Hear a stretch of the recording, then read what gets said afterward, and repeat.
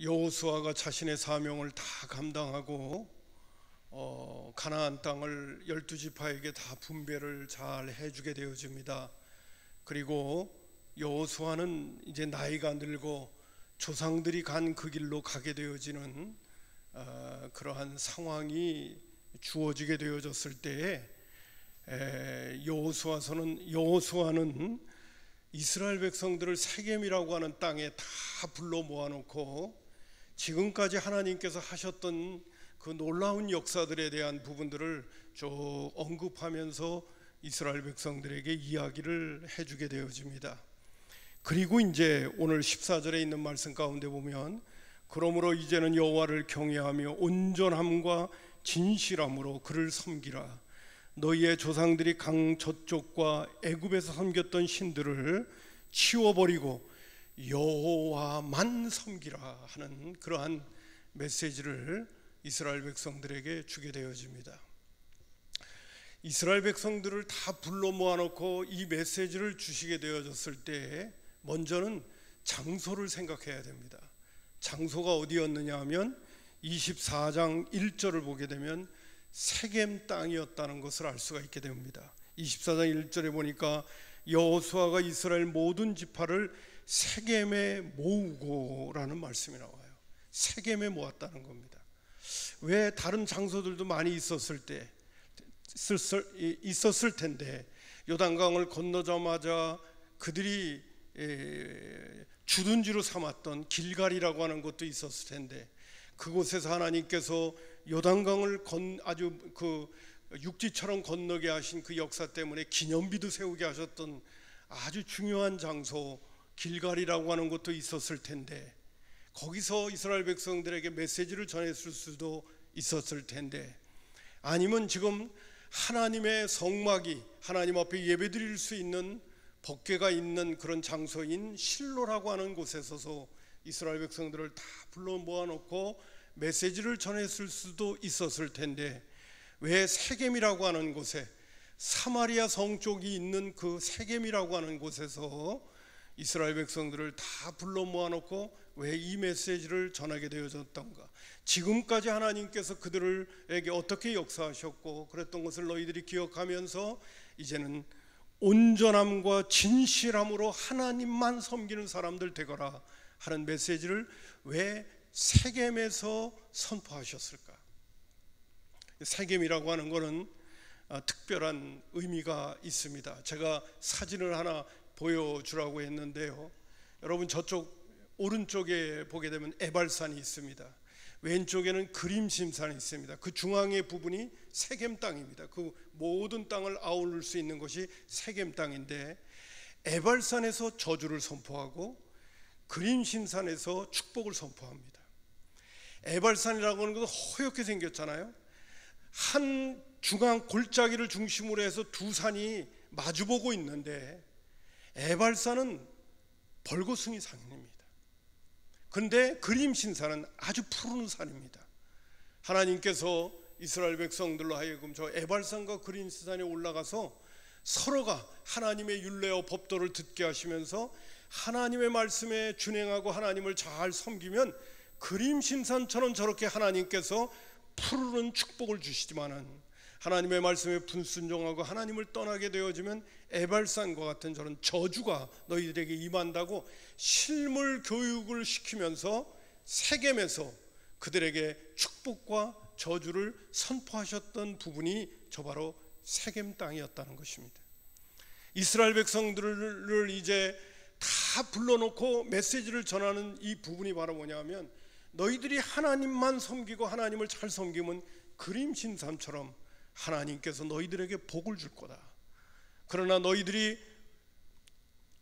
아니라고 태만하고 또 너희들의 마음이 변질되어져서 하나님을 떠나게 된다면 에발산과 같이 너희들에게 하나님의 저주가 임할 것이다 라는 것을 실물적으로 보여주시면서 그곳에서 이스라엘 백성들에게 메시지를 선포해 주셨다는 것입니다.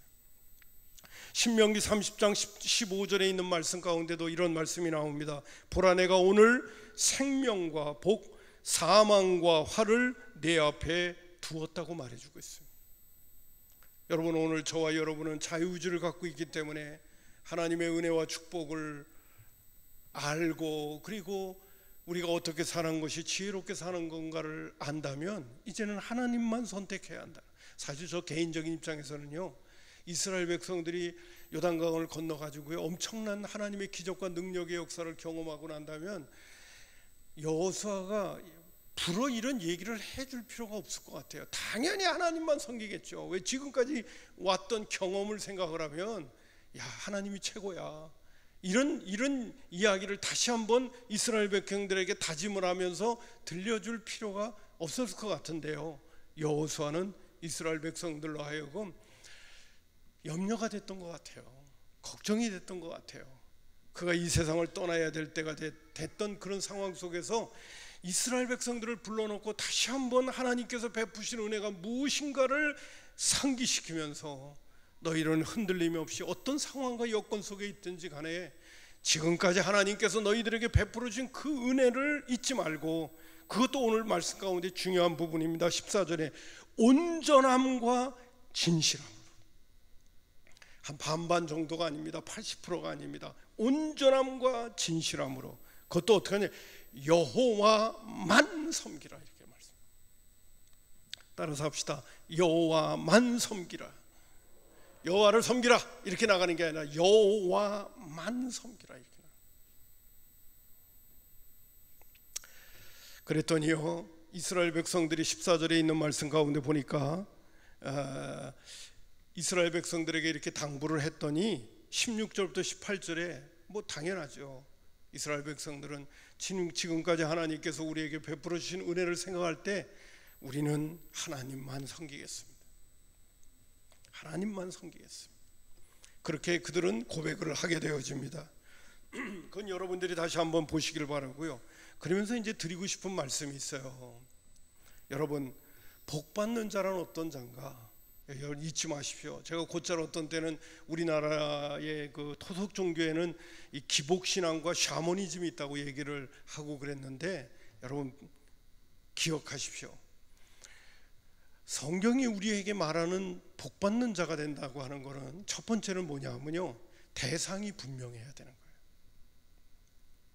여러분, 사람은요 오늘도 한마디로 하나님을 섬기지 않으면 반드시 나를 섬기게끔 돼 있어요. 그렇기 때문에 뭐 많은 믿음의 선배들도 그런 얘기를 합니다. 오늘 복받을 자가 되려면 첫 번째, 오늘도 여호수아가 이스라엘 백성들에게 언급한 것처럼 우리가 믿는 하나님이라고 하는 그 부분에 대한 대상이 우리에게 분명해야 돼요. 그리고 이 말씀을 제가 드림과 동시에 우리가 믿는 하나님은 어떤 분이신가를 제가 좋아하는 성경 구절 몇 개 언급합니다. 얼마 전에 시편에 있는 말씀이기도 했는데, 시편 127편 1절과 2절을 우리 한번 다 같이 읽어보겠습니다. 우리가 세달 예배를 드려야 되는 중요한 이유가 여기에 있는 거죠. 다 같이 합독합니다. 시작. 여호와께서 집을 세우지 아니하시면 세우는 자의 수고가 헛되고, 여호와께서 성을 지키지 아니하시면 파수꾼의 깨어 있음이 헛되도다. 너희가 일찍 일어나고 늦게 누우며 수고의 떡을 먹음이 헛되도다. 그러므로 여호와께서 그의 사랑하시는 자에게는 잠을 주시는도다. 여러분, 제가 우리 믿음의 식구들과 새로운 한 달이 주어질 때마다 세 달 예배를 드리는 가장 중요한 이유가 이 성경 구절 때문에 그렇습니다. 이 성경 구절이 근거입니다. 하나님께서 집을 세우지 아니하시면 세우는 자의 수고가 헛되고, 하나님께서 성을 지키지 아니하시면 파수꾼의 경성함이 허살하다. 아침에 아무리 일찍 일어나고 저녁에 늦게 눕고 수고의 떡을 먹더라도 헛되다. 하나님이 도와주시면 안 된다. 그렇기 때문에 새로운 한 달을 맞이할 때 그 새로운 한 달의 첫 시간, 첫 자리가 바로 하나님 앞에 예배드리는 자리가 되는 거예요. 우리가 세 달 예배를 드리는 가장 중요한 이유는 하나님이 도와주시면 안 됩니다. 그거를 하나님 앞에 보여드리는 거예요. 그래서 세 달 예배 드리는 거예요. 여러분, 우리 성산의 가족들 세 달 예배 소중하게 여겼으면 좋겠어요. 아주 가치 있는 시간으로 보냈으면 좋겠어요. 두 번째로는 예레미야 2장 13절에 있는 말씀입니다. 자, 이것도 한번 읽어보겠습니다. 시작. 내 백성이 두 가지 악을 행하였나니 곧 그들이 생수의 근원되는 나를 버린 것과 스스로 웅덩이를 판 것인데 그것은 그물을 거두지 못할 터진 웅덩이들이다. 하나님께서 예레미야 선지자를 통하여 주시는 메시지 가운데 너희들이 두 가지 악을 행하고 있었다. 근데 첫 번째는 뭐냐면 생수의 근원 대신 하나님을 버렸다는 거예요. 이거는 뭐냐면 복의 근원 되시는 하나님을 버렸다는 거예요. 그분이 아무리 좋은 걸 주더라도 터진 웅덩이를 갖고 있기 때문에 다 새나간다는 거예요. 여러분, 이 말씀을 생각할 때 오늘 복 있는 자란 어떤 자인가? 첫 번째는 대상을 분명히 해야 됩니다.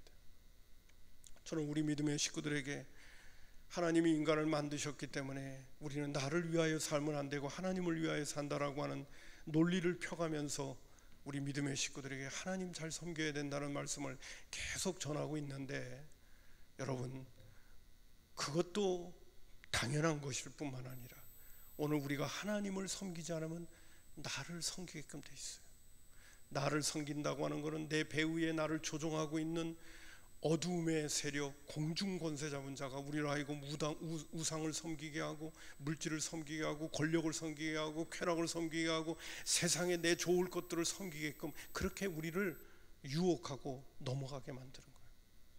그러니까 저와 여러분은 오늘 여호수아가 언급하는 것처럼 나는 하나님만 섬기겠다.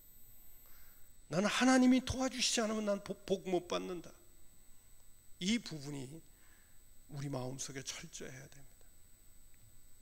그 다음에 두 번째로는요, 이 우리가 샤머니즘하고 기복신앙이라고 옛날 어른들이 정한수 떠놓고 복을 빌었다고 하는 거, 이게 기복인데, 두 번째 기복의 중요한 문제점은 뭐냐면 하나님은 우리에게 복을 주실 적에는요 복 받을 길을 먼저 우리에게 알려주셔요. 무조건 달라는 게 아니에요.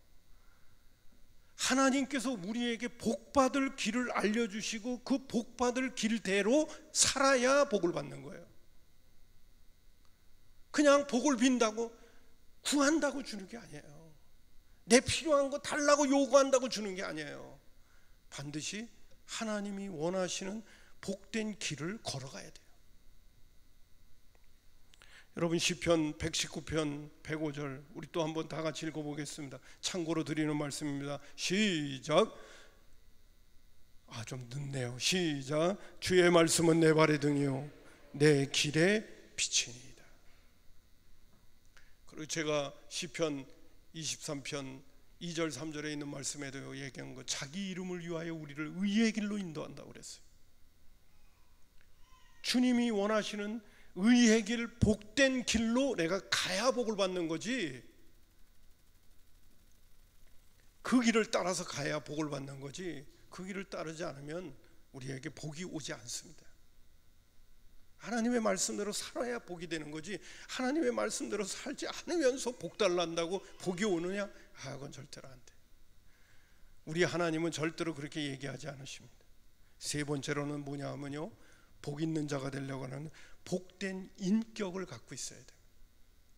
죄송한 표현이지만 다른 사람하고 나를 비교하고 또 다른 사람을 내가 내 시각으로 볼 적에는 부족한 거 있다면 사람을 무시하고, 그런 사람은 복을 받을 수가 없습니다. 하나님이 그 사람들에게 복을 안 줍니다. 경쟁하는 사람에게 하나님 복을 안 줍니다. 베풀고 나누고 함께 더불어 살아가려고 하는 사랑의 마음을 가진 사람에게 하나님은 복을 주는 거예요. 덕스러운 마음이 있어야 됩니다. 여러분, 시편 1편 1절에 있는 말씀에도 그냥 복이라고 얘기 않고 복 있는 사람이라고 얘기합니다. 복 있는 사람은 악인의 길을 따르지 아니하며 죄인의 길에 서지 아니하며 오만한 자리에 앉지 않는다고 하면서 복을 그냥 얘기하지 않고 복된 사람을 이야기합니다.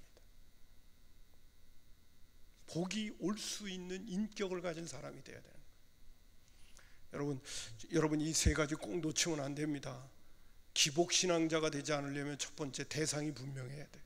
내가 믿는 하나님이 분명해야 되고, 두 번째는 그분이 나에게 복받는 인생을 살기 위하여 무엇을 얘기해 주셨는가를 정확히 배우고 알고 그 말씀대로 살아야 되고, 세 번째로는 내가 그 말씀대로 내 삶 속에 그 인격을 갖고 있어야 된다는 거예요. 아무쪼록 오늘 여호수아가 이스라엘 백성들에게 하나님의 말씀을 주면서 제일 먼저는 하나님만 섬기라고 하는 하나님 대상에 대한 부분을 분명하게 언급했던 것을 여러분 잊지 마시고, 내가 믿는 하나님이 우주 만물을 창조하신 진짜 하나님이시고 창조주 하나님이라는 걸 알고 하나님만 섬기겠다는 이 태도를 갖고, 그리고 그분이 나에게 하신 말씀대로 순종하고 따르겠다. 그래서 복된 인격과 복된 길을 걸어가면서 하나님께서 주시는 진정한 축복의 주인공으로 내 인생을 살겠다, 그렇게 각오를 가지시기를 주님의 이름으로 축복합니다. 오늘 설교는 여기까지만 할까요? 너무 짧은가요? 조금 더 할게요. 자, 근데요, 여호수아가 깜짝 놀랄 이야기를 하나 하게 됩니다. 하나님 잘 섬기겠다고 백성들이 얘기를 했는데 19절이 이렇게 얘기합니다. 여호수아가 백성에게 이르되 너희가 여호와를 능히 섬기지 못할 거다. 아니, 잘 섬기겠다고 그러는데 그러면 아이고 고맙네, 정말 나는 이제 조상들이 걸어간 길로 갈 테니까 너희들 정말 하나님 잘 섬기고 하나님만 섬겨서 복된 인생 살아야 된다, 그래야 돼, 고마워, 이러고 끝나면 얼마나 좋아요. 근데 그렇지 않고 19절에 여호수아가 백성에게 이르되 너희가 여호와를 능히 섬기지 못한다는 거야. 이거 지금 우리는 말로 말한다면 초를 치는 겁니다. 잘 섬기겠다는데 너희들 하나님 못 섬겨, 정말 못 섬겨. 여호수아는요, 하나님을 정말 잘 알고 있었어요. 모세의 수종자로 있으면서 늘 하나님을 만났던 회막 옆에서 하나님 앞에 기도하던 종이었습니다. 모세가 걸어갔던 길을 다 옆에서 봤어요. 그리고 또한 하나님께 붙들림 바 되어져서 가나안 정복 때 귀하게 쓰임받는 인물입니다. 한마디로 말해서 여호수아는 하나님이 어떤 분인가를 정확히 알고 있었습니다. 이스라엘 백성들이 지금 하나님 앞에 우리가 하나님만 섬기겠습니다, 네, 우리가 하나님 잘 섬길게요, 그렇게 얘기하는데도 이야기합니다. 아니야, 너희들은 하나님 잘 못 섬길 거야. 왜냐하면 그 다음 말 보시기 바랍니다. 그는 거룩하신 하나님이시요 질투하시는 하나님이기 때문에 그렇다는 거예요. 지금 믿음의 수준과 말씀의 수준을 한 단계 더 뛰어 올라가게 만듭니다. 진짜 여호수아가 이스라엘 백성들에게 당부하고 싶은 메시지를 지금 그들에게 전해주려고 하는 거예요. 그냥 하나님 말씀 순종해도 지금까지 하나님께서 베푸신 은혜가 크는데 은혜에 보답하면서 하나님만 잘 섬기면서 복받고 살아야죠. 아니야. 근데 내가 알고 있는 하나님은 거룩한 하나님이고 질투하시는 하나님이야. 그 거룩하시고 질투하시는 하나님 앞에서는 너희가 하나님을 섬기겠다고 지금까지 말했지만은 잘 못 섬길 걸, 이렇게 말씀하시는 거예요. 여러분, 저는 이번에 이 질투하시는 하나님이라는 부분을 보면서 하나님도 뭐 신이시면서 뭐 이렇게 질투까지 하시고 그래야, 옛날에 그런 생각도 가져봤어요. 근데 하나님이 질투한다는 이야기는, 여러분, 내가 누구를 질투한다고 하는 거는 거기에는 밑바닥에 깔려 있는 걸 아셔야 됩니다. 내가 누구를 질투한다는 거는, 여러분, 나는 그 어떤 내가 좋아하고 사랑하는 사람을 집요하게 사랑하고 있다는 거예요. 내 아내가 딴 남자를 좋아하면요, 질투 안 하면 그건 이상한 남편이요.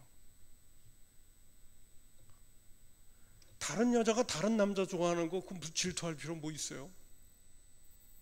내가 사랑하는 어떤 대상이 나보다 다른 거를 더 좋아하겠다고 생각하고 마음 빼앗긴다고 생각한다면 못 견딜 수밖에 없는 것이 질투예요. 그러니까 하나님이 이스라엘 백성들을 향해서 나는 질투하는 하나님이라는 얘기를 하는 것은, 하나님은 이스라엘 백성들을 집요하게 사랑한다는 거예요. 좀 표현을 빌린다면 하나님은 이스라엘 백성들을 끔찍히 사랑한다는 거예요. 무진장 사랑한다는 거예요. 내가 너를 그렇게 사랑하기 때문에 너도 나를 그렇게 사랑해 주기를 바라시는 마음이 있기 때문에 질투가 생기는 거예요. 저는 이번에 이 질투하시는 하나님을 보면서 야, 하나님이 나를 얼마나 사랑하시는가를 다시 한번 확인할 수가 있었어요. 왜 하나님은 인간처럼 나는 질투하는 하나님이다, 나 외에 다른 신을 두지 말라, 나는 질투하는 하나님이다, 우상을 섬기지 말라, 나는 질투하는 하나님이다, 이런 말씀을 하시는 이유는 잊지 마십시오. 하나님이 우리를 끔찍히 사랑하신다는 거예요. 상상할 수 없을 정도로 사랑하신다는 거예요. 제가 하나님이 우리를 사랑하시는 사랑에 대한 이야기를 말씀을 드리기도 해야 되겠는데,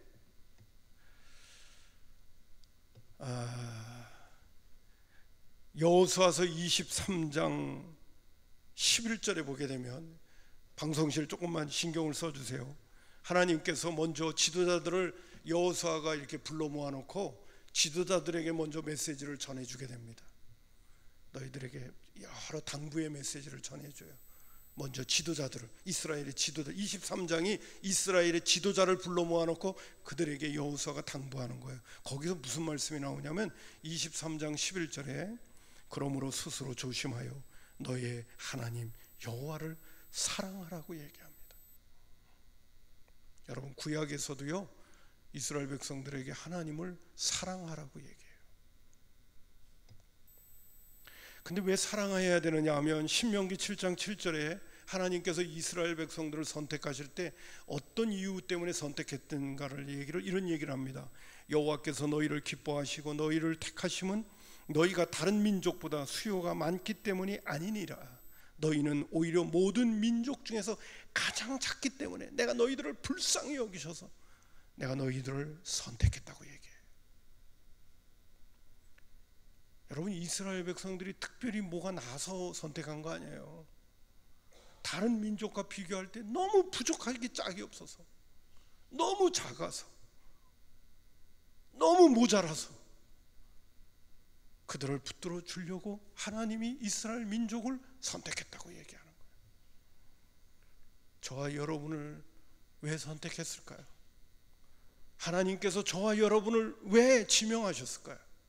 왜 부르셨을까요? 한번 생각해 보세요. 똑똑해서요? 지혜로워서요? 능력 많아서요? 실력이 있어서요? 잘생겨서요?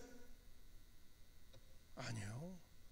하나님이 이스라엘 백성들을 그렇게 지명하여 부른 것처럼 오늘 저와 여러분도 마찬가지예요. 전적인 하나님의 사랑과 은혜라는 것을 우리는 잊으면 안 돼요. 나의 나됨이, 신약에 와서도 있는 말씀을 제가 인용합니다. 로마서 5장 8절, 우리가 아직 죄인 되었을 때 그리스도께서 우리를 위하여 죽으심으로 하나님께서 우리에게 대한 자기의 사랑을 확증했다고 얘기합니다. 다른 구절 가운데는 원수 되었을 때 우리를 건졌다고 얘기하십니다. 원수를 건진 거예요. 예수님 하나밖에 없는 아들 십자가에서 희생시키면서 건진 거예요. 우리를, 원수를 위해서. 로마서 8장 32절, 아들을 아끼지 아니하시고 우리 모든 사람을 위하여 내어주시니가 어찌 그 아들과 함께 모든 것을 우리에게 주시지 않겠느냐고까지 말씀하셨어요. 여러분, 질투하시는 하나님을 생각하면서 하나님께서 이스라엘 백성들에게 하고 싶은 메시지가 있었습니다.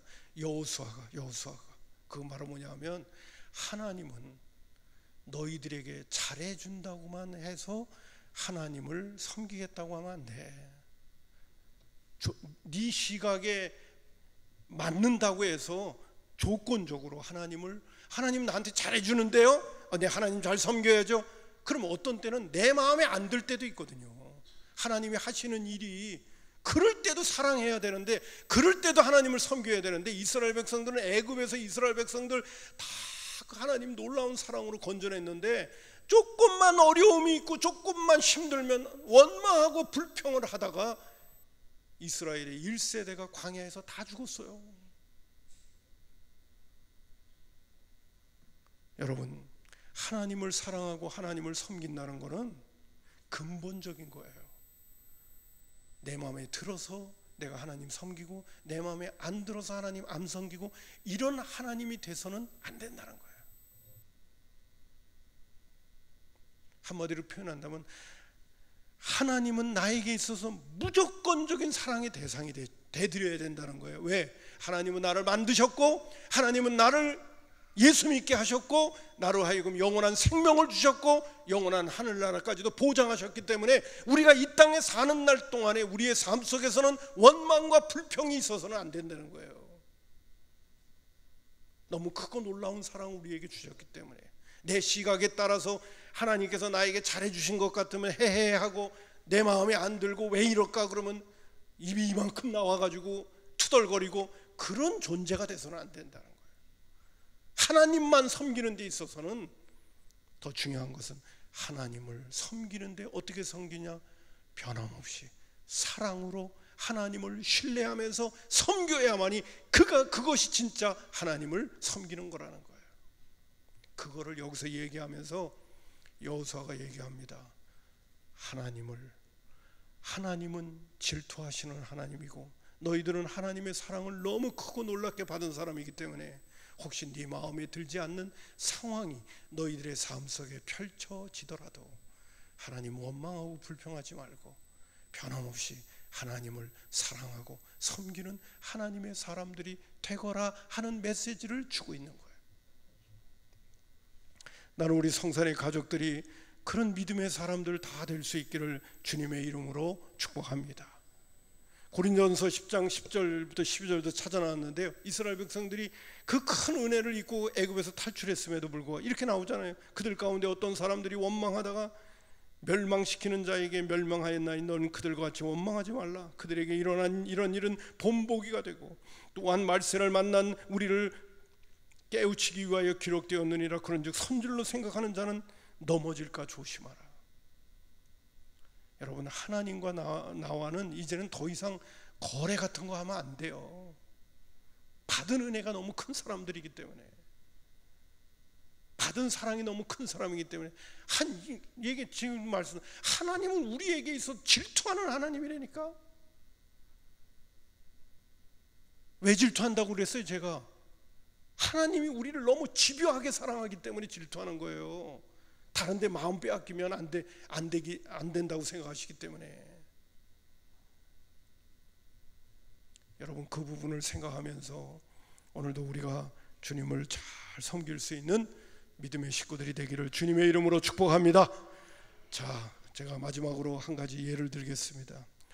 여러분, 미국 뉴욕시 교육위원회에서요, 조나단 에드워드 가문하고 마커스 슐츠 가문하고 두 가문을 5대째를 이렇게 걸쳐서 조사하면서 비교를 했대요.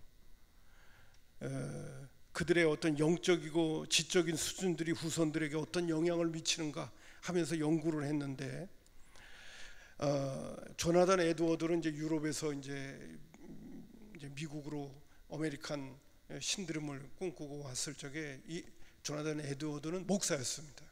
근데 같은 그 뉴욕에 살면서 같은 형편과 같은 수준과 같은 지역에 살면서 있었던 또 한 사람인데 그 사람이 바로 마커스 슐츠였습니다.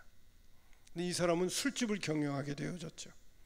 근데 이 조나단 에드워드 후손과 그리고 마커스 슐츠 가문이 5대째 내려갔던 걸 쭉 조사해 봤더니 뉴욕시 교육위원회는 두 가문의 후손을 5대째 걸쳐서 아주 면밀하게 추적했어요. 에드워드 가문은 후손이 896명이었는데 여기서 부통령이 1명 나오고 상원의원이 4명 나오고 대학 총장이 12명 나오고 대학 교수가 65명 나왔고 의사가 60명 나왔고 목사가 100명이 나왔고 군인이 75명이 나왔고 저술가가 85명이 나왔고 법조인이 130명 나왔고 공무원이 80명이나 배출됐어요. 근데 마커 슐츠의 후손은 1062명이 후손이 주어졌습니다. 여기서 전과자가 96명이고 알코올 중독자가 58명이고 창녀가 65명이고 빈민이 286명이고 평생 막노동으로 연명한 사람들이 460명. 참고로 미국 정부는 마커스 슐츠의 후손들을 위하여 무려 1억 5천만 달러를 국가 보조금을 그들에게 지불했어야 됐다는 거예요. 한 사람은 신앙의 길을 걸어갔고 한 사람은 세상의 길을 걸어간 사람. 그 후손들에게 주어진 그 결과가 너무 자명하게 나타난 거예요. 여러분, 오늘 우리가 왜 하나님만 섬겨야 되는지 다시 한번 생각할 수 있는 기회가 됐으면 좋겠고요.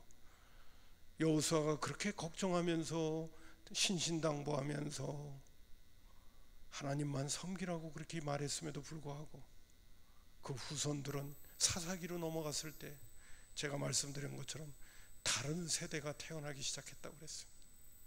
아무쪼록 저와 여러분은 하나님 잘 섬기고 우리의 자녀손들도 하나님만 섬길 수 있는 믿음의 가정을 세워가고 말씀의 가정을 세워감으로 인하여 하나님의 놀라운 은혜와 축복의 가문들 다 되시기를 주님의 이름으로 축복합니다. 기도하겠습니다. 고마우신 아버지 하나님, 여호수아서를